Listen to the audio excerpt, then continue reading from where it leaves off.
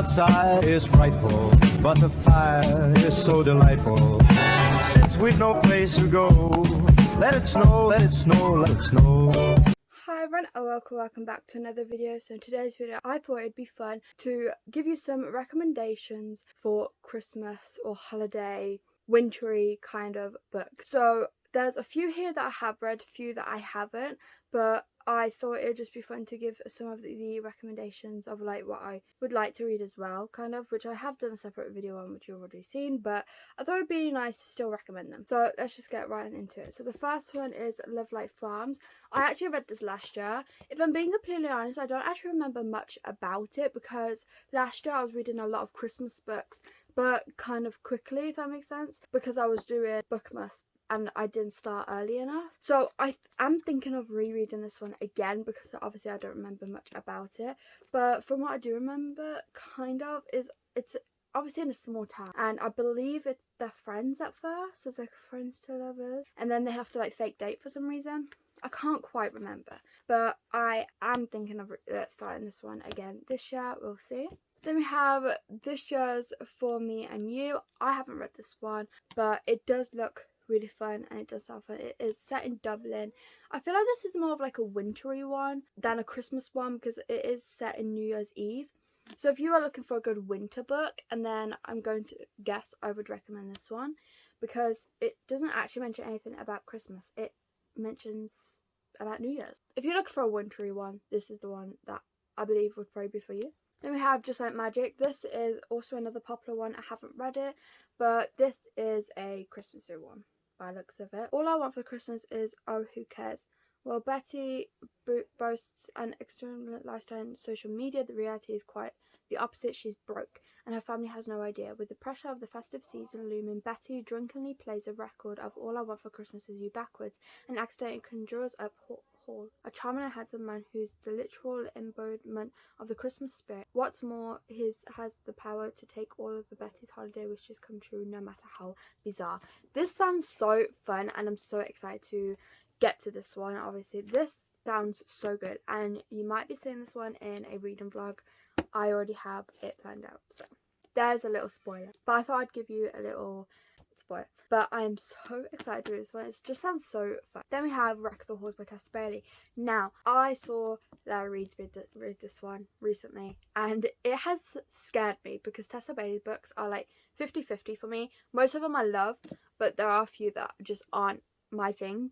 And this one I'm nervous for now because Larry Reid said that it's not really Christmassy. You don't really get that Christmas feels. So because she said that, I'm going to say if you're looking for a winter book, not a Christmas one, just based off her review. But I obviously will be reading it for myself, even though I'm nervous to now. But this is about melody and beat, which, I mean, okay. I'm going to, if I remember what Larry said, both of their parents were musicians, hence why the names are Melody and Beat, which is cringy to begin with, if you ask me. So yeah, here's another one. Then we have the first book from the second one I showed you, which is Baby It's Cold Outside.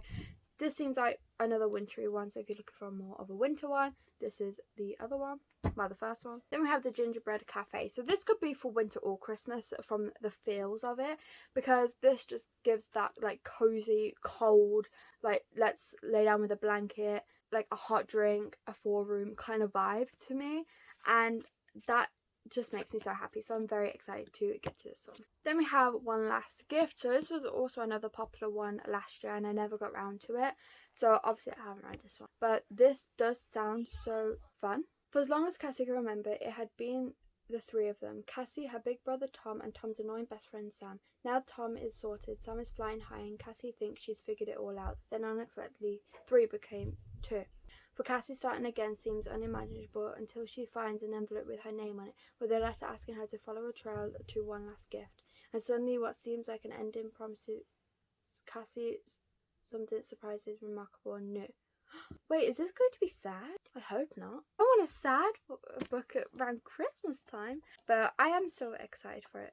So this sounds like if you want a sad, wintry or Christmassy book, you can pick this one up. I could be wrong. Then this is also another one I'm very excited for, and that is All I Want for Christmas. This was another popular one last year and I never got round to it, so I'm hoping to get round to it this time, and I am Very excited for it. So this is from Maggie Nuts. I mean, look at that cute, I think it's a dog. Yeah, that cute dog. So I don't know, when Sadie and Max are selected as contestants on the famous reality singing show Star Maker's special festive season, Sadie thinks she's finally gotten her big break, and Max sees a chance to step out of his megastar father's show. Then they're paired up for a duet week and stun the world with their onstage chemistry, with fans going wild for hashtag sexy, I don't know. The judges demand they remain a duo on and off stage or exit the competition. Faking a relationship shouldn't be too hard, except for one small problem. Sadie and Max can't stand each other, but with their dreams just within reach, they agree to the ruse.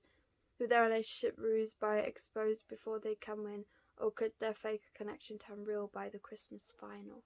Okay, so this is the author that wrote the holiday swap. This sounds so fun. This also could be like a wintry one, because yeah, it's like set in the Christmas time, but I think you could go away with winter as well. And the cover is just such cozy vibes. Then we have a different style. So we have a murder at the Theatre Royale. This is also another one I haven't read.